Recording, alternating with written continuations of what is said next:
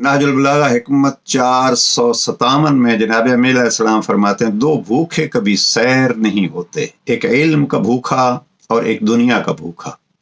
علم کا بھوکا حقیقت میں اس کی بھوک سچی ہوتی ہے اور قابل عزت و قابل فخر ہوتی ہے۔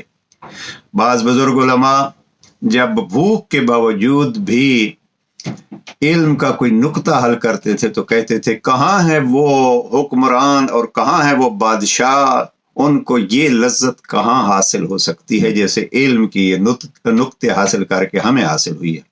اور دوسرا امام فرماتے ہیں کہ دنیا کا طلبگار بھی کبھی سیر نہیں ہوتا، ساری دنیا بھی اس کی جھولی میں ڈال دیا جائے پھر بھی اس کا نعرہ وہی جہنم کی طرح ہوگا، حل میں مزید۔